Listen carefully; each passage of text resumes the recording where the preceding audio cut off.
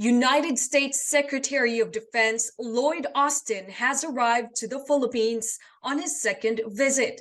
He is the third highest-ranking U.S. official who has paid a visit to President Marcos. Before him, Secretary of State Antony Blinken and Vice President Kamala Harris came here to reaffirm their support amidst the rising tensions with China. Here to shed more light on the matter is Philippines Ambassador to the U.S., Jose Manuel Romualdez. Ambassador Romualdez, thank you so much for joining us. Welcome to the Manila Times. What are we preparing for with all these courtesy visits, and why now?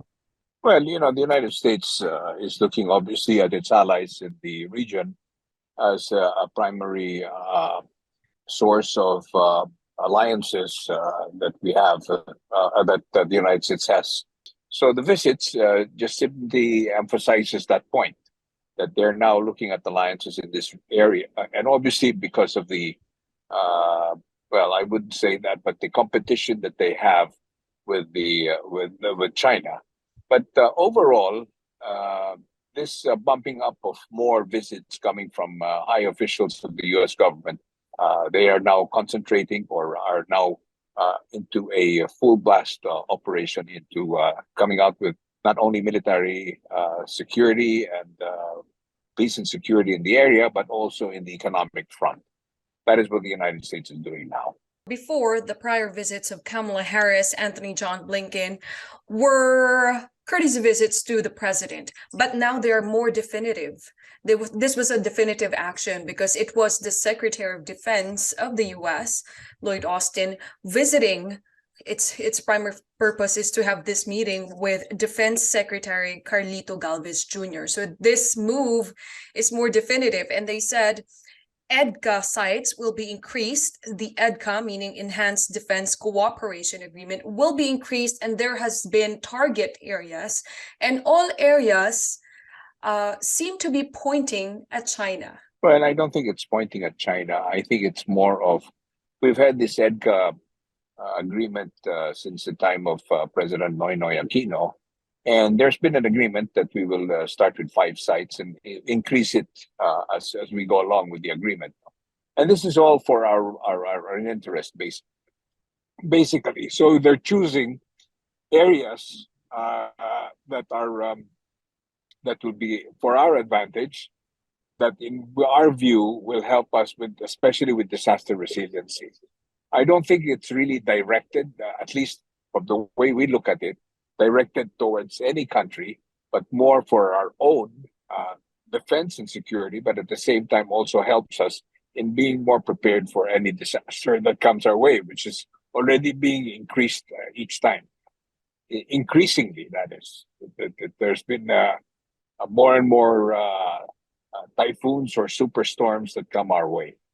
And the United States is very much prepared in helping us mitigate that.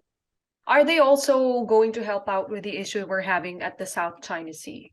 Well, they've always supported us. They support our win of the arbitral award.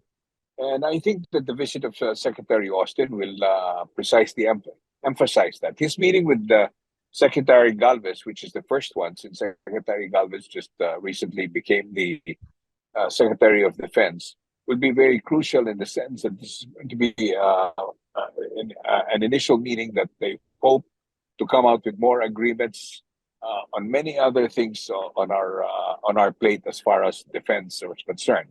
And one of them, of course, is the modernization of our armed forces. So more on this, sir, we cannot help but notice there had been a lot of high-ranking U.S. officials that has been paying the visit to the Philippines only 6 months after President Marcos was elected. We can't help but notice it wasn't the same during the Duterte administration. Why do you think that is? President Duterte kind of view in our policy, our foreign policy, he felt that we needed to reach out to other countries like China and not be sort of like tied down with the United States. Everybody, that's a known fact. But what I can say is that the foreign policy of President Duterte just simply emphasizes how important it is for allies like the United States not to take the Philippines for granted. And it's the same thing with us. We should not take important allies like the United States for granted.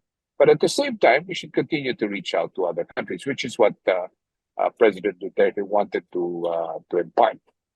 I think right now we're in a good place as far as our relationship with the United States and even with China.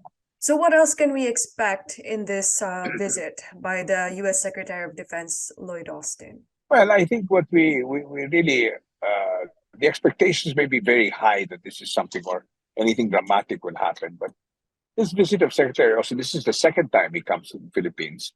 And again, as I said, our military alliance is very strong with the United States. There is no, it's no secret. We've had that since 1951, the Mutual Defense Treaty, the Visiting Forces Agreement has been in operation or has been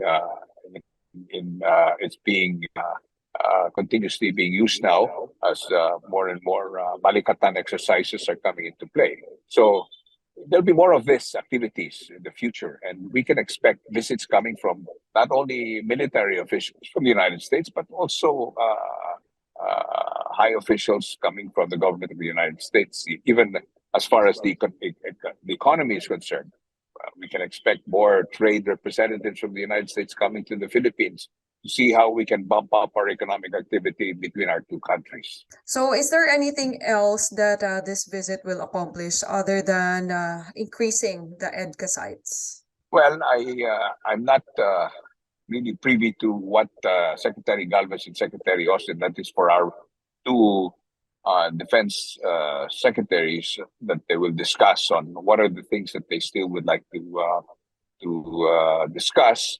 But as I said, it's overall our alliance with the United States is in place. We will continue to interact with the United States on how we can strengthen our defense forces and that we can continue to improve the capability of our armed forces. Thank you so much for those answers, Ambassador Romualdez. Thank you for your insights. Okay, thank you, EZRAH. Thank you very much.